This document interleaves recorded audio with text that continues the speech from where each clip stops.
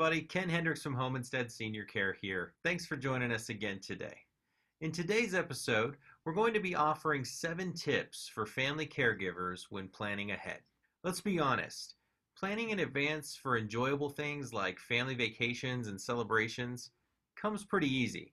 But when it comes to difficult things like making decisions with loved ones about what to do when illness strikes or decisions around end-of-life care or advanced directives, those things are pretty easy to put off because honestly, in the midst of everything that we juggle in our day-to-day lives, conversations like this can be simply overwhelming.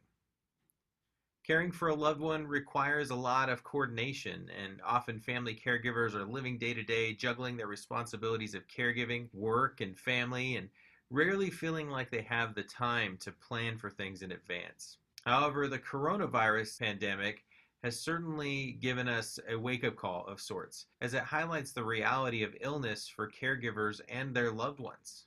It's important for family caregivers to have a plan in place before illness or crisis hits. Unfortunately, those in my line of work know that this is all too commonly not the case. But we're offering these tips today as help for caregivers when doing the wise work of planning ahead. Tip number 1. Prompt the conversation and involve your loved one. It can certainly be tough to have conversations like this, but one thing's for sure, you'll never get anywhere unless you at least start. And keep in mind that it doesn't have to happen all at once. Maybe instead of springing things on your loved one, you might suggest a time in advance so that they can feel a sense of shared control in the matter. Maybe try something like, "Mom, I've been thinking about what might happen if you or I got sick, and I'd really like to talk more about it. Would it be okay if we had a conversation about it tomorrow over dinner?" Tip number 2, actively listen. Once your loved one is open to having the conversation, it's important for you to listen. Be sensitive and resist the urge to criticize. Allow them to talk about their feelings on things before jumping in with your suggestions. Tip number 3, plan for the short term and the long term.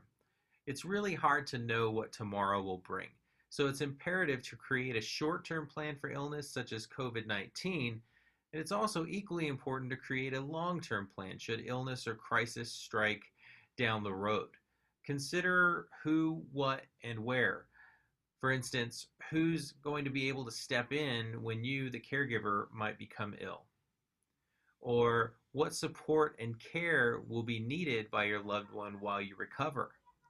And third, where will the care take place, and will it require a move?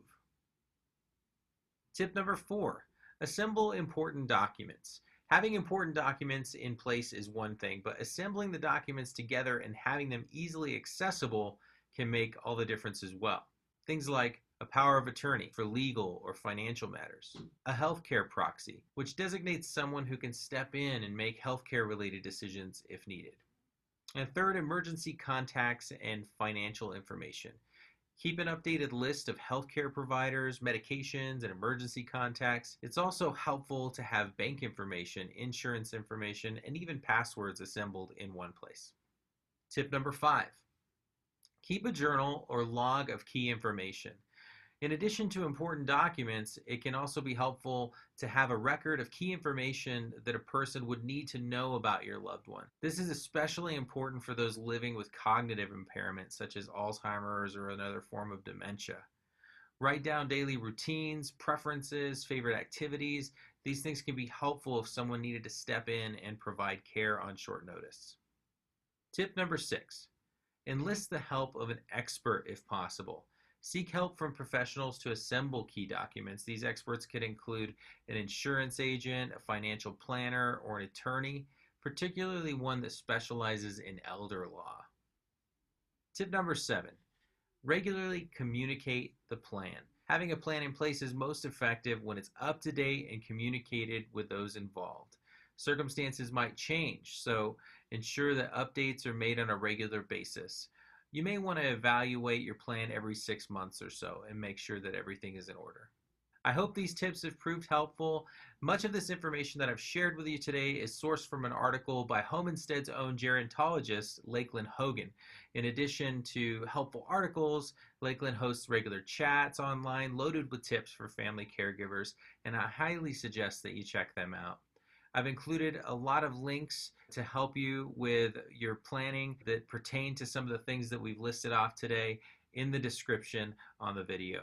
Thanks so much for joining us today. For over 25 years, Home Instead has helped seniors stay home. Now, staying home isn't just staying in the place they love.